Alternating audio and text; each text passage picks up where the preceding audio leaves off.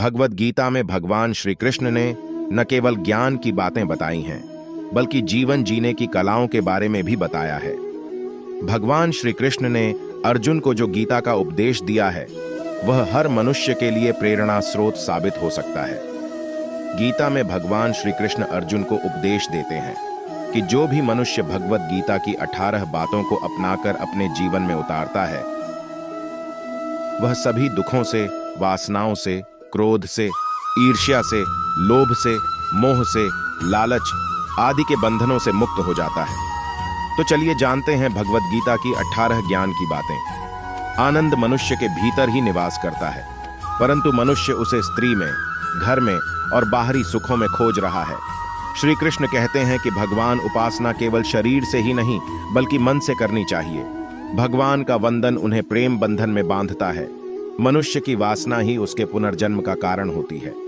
इंद्रियों के अधीन होने से मनुष्य के जीवन में विकार और परेशानियां आती हैं। संयम यानी धैर्य, सदाचार, स्नेह और सेवा जैसे गुण सत्संग के बिना नहीं आते हैं। श्री कृष्ण कहते हैं कि मनुष्य को वस्त्र बदलने की आवश्यकता नहीं है, आवश्यकता हृदय परिवर्तन की है। जवानी में जिसने ज्यादा पाप किए हैं, उसे बुढ़ापे में नींद नहीं आती। भगवान ने जिसे संपत्ति दी है, उसे गाय अवश्य रखनी चाहिए। जुआ, मदिरापान, अनैतिक संबंध, हिंसा, असत्य, मद, आसक्ति और निर्दयता, इन सब में कलयुग का वास है। श्री कृष्ण कहते हैं कि मनुष्य को अपने मन को बार बार समझाना चाहिए कि ईश्वर के सिवाय उसका कोई नहीं है। साथ ही यह विचार करना चाहिए कि उसका कोई नहीं है, साथ ही वह किसी का नहीं है। भोग में क्षण भर के लिए सुख है, साथ ही त्याग में स्थायी आनंद है। श्री कृष्ण कहते हैं कि सत्संग ईश्वर की कृपा से मिलता है, परंतु कुसंगति में पड़ना मनुष्य के अपने ही हाथों में है। लोभ और ममता, किसी से अधिक लगाव, पाप के माता पिता हैं, साथ ही लोभ पाप का बाप है।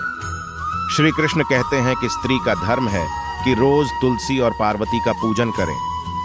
मनुष्य को अपने मन और बुद्धि पर विश्वास नहीं करना चाहिए, क्योंकि ये बार बार मनुष्य को दगा देते हैं। खुद को निर्दोष मानना बहुत बड़ा दोष है। यदि पति पत्नी पवित्र जीवन बिताएं तो गवान पुत्र के रूप में उनके घर आने की इच्छा रखते हैं। तो चलिए एक कहानी सुनते हैं।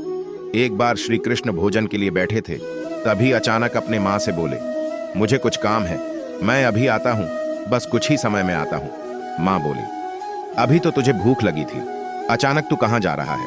भगवान श्री कृष्ण बोले, बस अभी आता हूँ। वो तुरंत गए और तुरंत आ भी गए। माँ पूछी, इतनी जल्दी कैसे आए भगवान? श्री कृष्ण बोले, मेरे एक भक्त को बहुत से लोग पत्थर से मार रहे थे और मार खाते हुए भी वह कह रहा था, तेरे रहते मुझे क्या फिक्र, क्योंकि जो मुझे मार रहे हैं उनमें भी तू है, जिसके सर से खून निकल रहा है उसमें भी तू है, हर जगह तेरा ही रूप है, फिर मुझे क्या फिक्र, तू जाने तेरा काम जाने।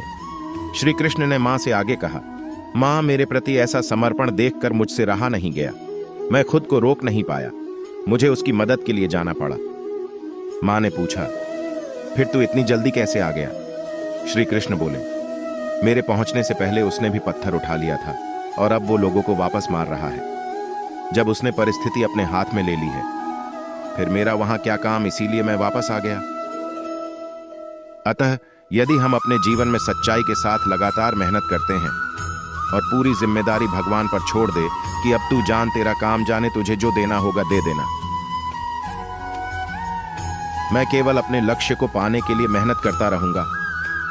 और यकीन मानो, जो व्यक्ति मेहनत करने के बाद, ईमानदार रहने के बाद सब कुछ भगवान पर छोड़ देता है, उसकी मदद करने तो भगवान खुद आते हैं। तो दोस्तों, अगर आपको ये वीडियो अच्छी लगी और आपने इससे कुछ सीखा, तो आगे भी ऐसी वीडियोस के लिए चैनल को सब्सक्राइब करें और वीडियो को लाइक शेयर अवश्य करें। धन्यवाद।